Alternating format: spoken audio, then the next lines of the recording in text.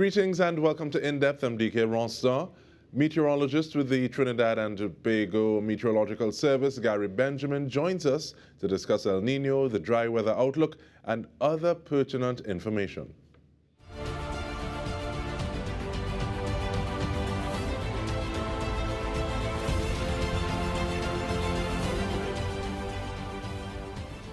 Welcome, Mr. Benjamin. Thank you so much for making the time. Whenever you join us, class is in session. So we're starting off. What is El Nino and how does it influence the weather pattern for TNT? Well, the El Nino is just one phase of a global weather pattern called the ENSO, which is the El Nino Southern Oscillation. Now, the El Nino phase is the warm phase. That is when the waters of the eastern and central Pacific Ocean becomes at least 0.5 degrees Celsius more than normal and sustains it for at least 3 to 5 3-month periods. And then an El Nino is declared. So the El Nino is the warm phase of the ENSO, and ENSO meaning the El Nino Southern Oscillation. And how many phases are there in this phenomenon? Or this is one phase of how many phases? Well, we have the neutral phase, and also we have the La Nina. And the La Nina is the cool phase. So that the El Nino is the warm phase, La Nina the cool phase, and then we have the neutral phase. And how do you break it up? Because, you know, sometimes you might break a cookie or a biscuit into two, but you have a big half and a small half. But looking at the warm phase, the neutral phase, and the cool phase, what kind of time frames are we looking in terms of duration? Well, it varies considerably from time to time, but let's just say a year, between a year and 2 years sometimes. And it depends on actually the difference in pressure across the equatorial Pacific. So that when we have a great difference in pressure, the wind speed tends to pick up, and we will have a skimming off of the warm water from the eastern area onto the western area of the equatorial Pacific. And that would have the waters cool on the eastern side of the equatorial Pacific. But when that difference in pressure across the Pacific is not that great, or there's not much of a difference, we find the wind speeds tend to break down, and the warmer waters, tend to pile up more in the eastern side of the Pacific. And then we see that tongue of warm water jutting into the eastern side of the Pacific, and there we have the El Nino. All right, and I don't know if we're dipping our toes into climatography now, but has there been a change in what these temperatures are? And is it that you're looking at degrees has changed by this amount for you to say El Nino or neutral or La Nina? Or because we're talking about 1.5 to stay alive, looking at the context of climate change. So how has climate change affected the ENSO? Well, all the waters of the equatorial waters and sub-equatorial areas are being warmer for the past 2 years.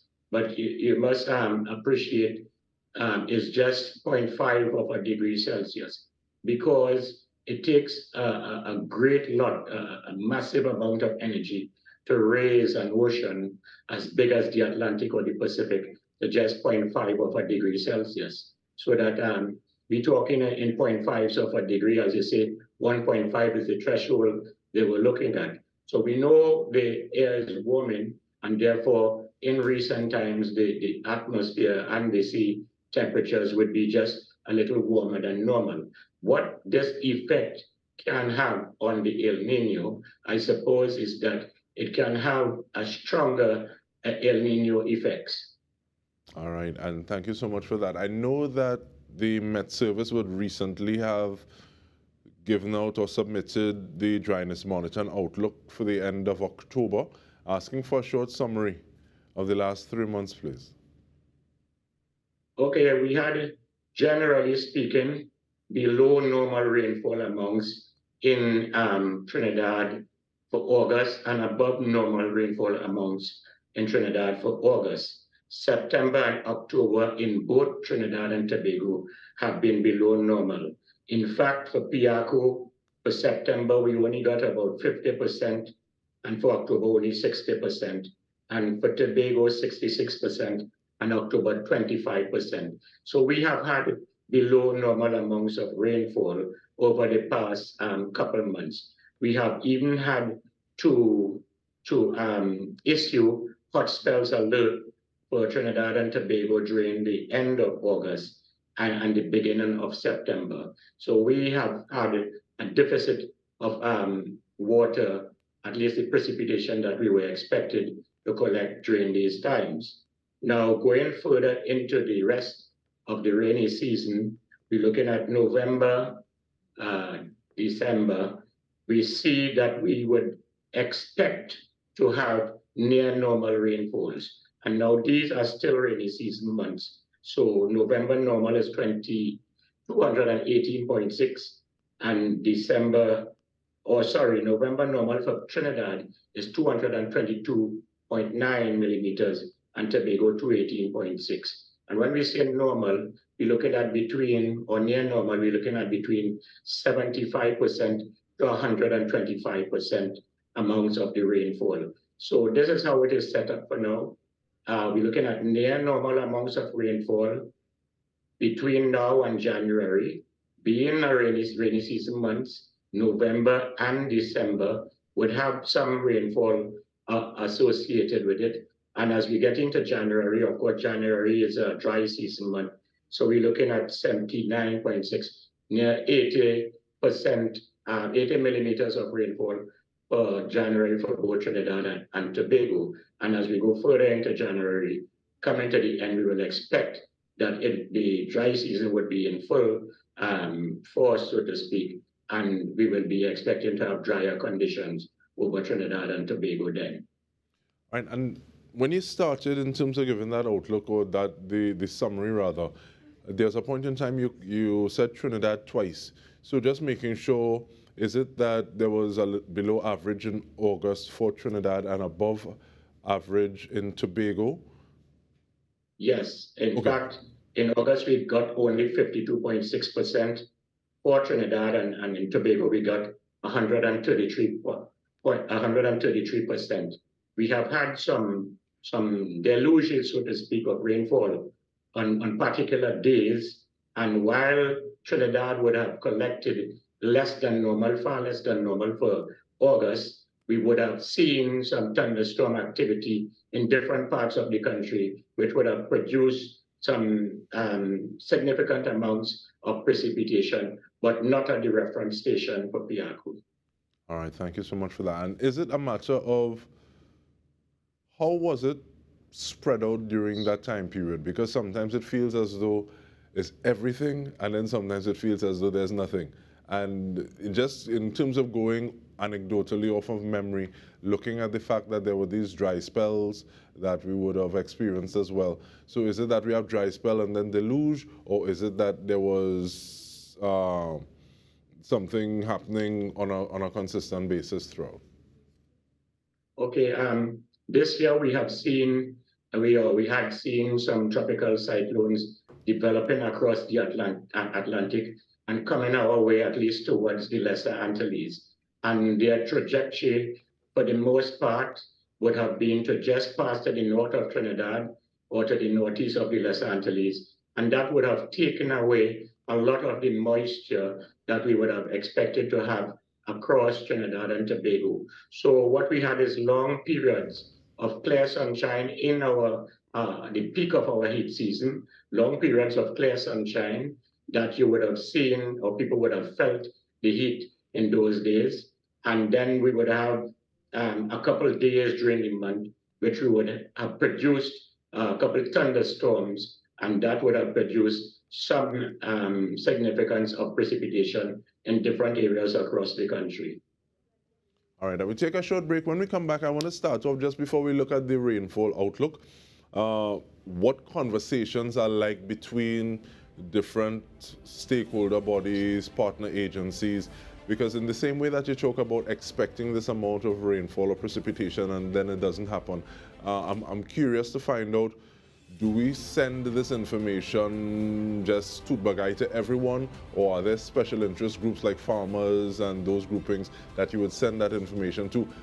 It look as though the rain not coming, so you need to make sure you conserve the water and manage water properly. But I'll ask that question when we return. We are speaking with meteorologist Gary Benjamin. Stay with us. We'll return with more.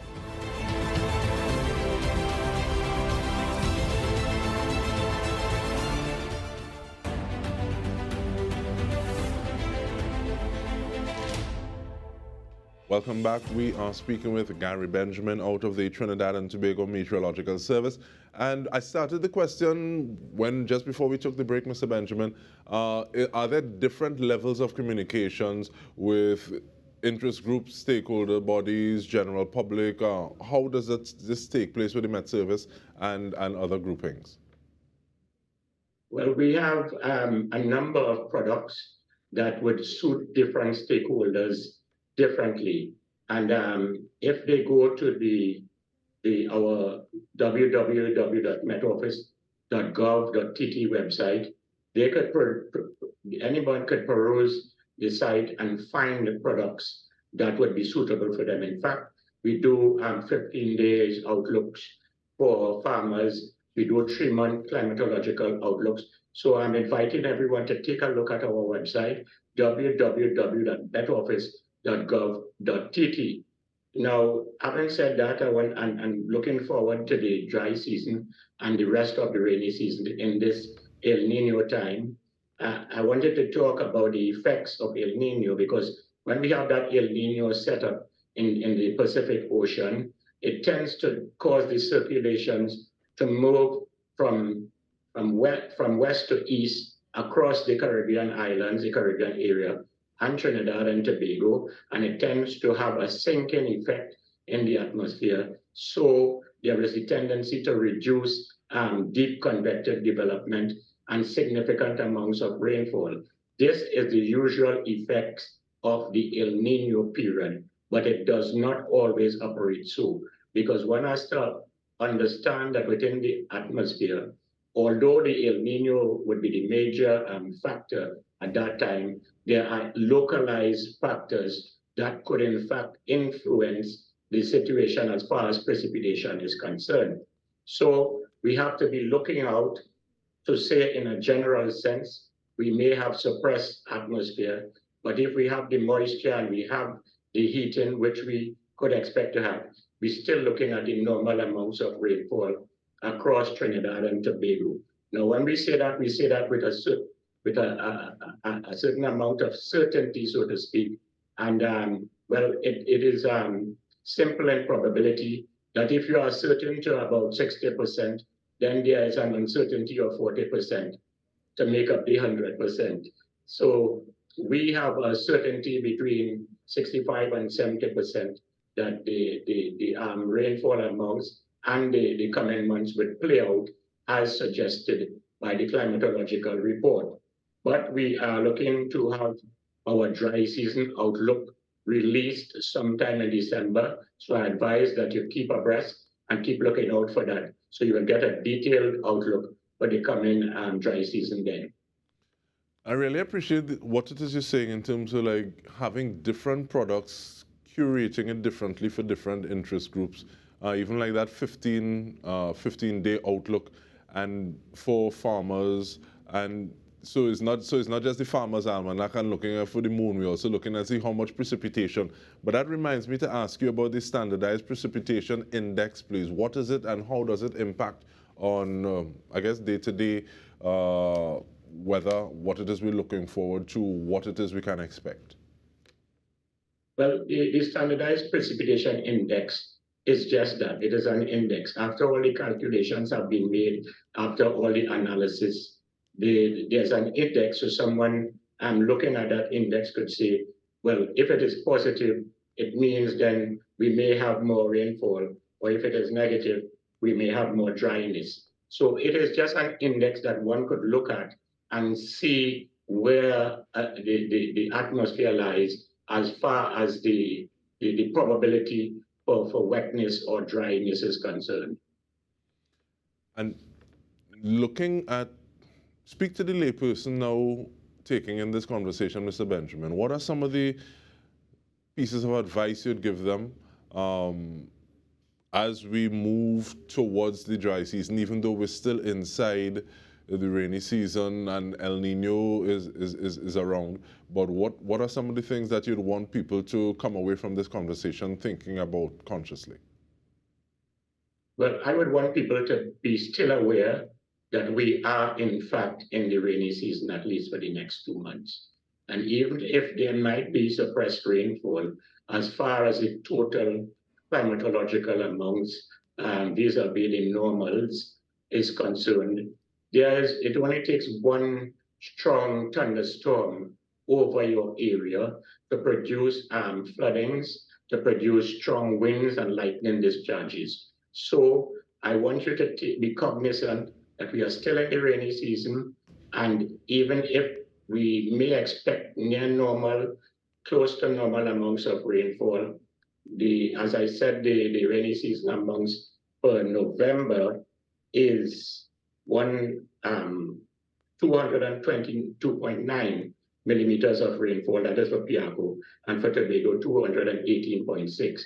So we could still have bouts of heavy amounts of rainfall in different parts of the country, and we could still have floodings, localized floodings, and street floodings taking place, because a thunderstorm, no matter what part of the year that it occurs, would in fact cause localized flooding because of the amount of precipitation that would come from that thunderstorm. And you also have to look at the lightning discharges and the downdrafts. So I'm repeating that no matter what part of the year, whether we're looking at reduced rainfall or not, we could still have on a few days some significant amounts of rainfall.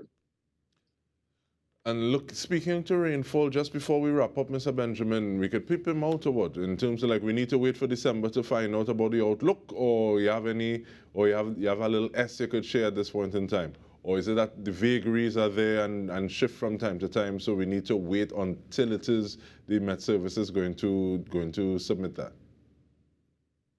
I would suspect there may not be much change from what I have said to you just now, but still we want to give the latest and more up-to-date information. We want to have as much information as possible because we have a responsibility and a duty to give the best information that we could to the people and the population of Trinidad and Tobago, so that I suspect that it would remain close to what I have spoken to about near normal, but we still have to wait until the climatologist and the climatological section produce the final report to make it official.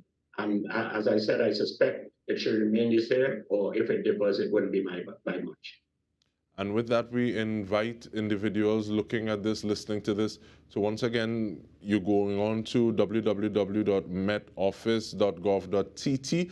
Avail yourself of the information because knowledge is power. And with that, we want to thank you for giving us some of that power, Mr. Benjamin, Gary Benjamin, a meteorologist of the Trinidad and Tobago Meteorological Service. And on behalf of the entire TTT News team, I'm Dike Rostant. This has been In Depth with me. Thank you so much for joining us.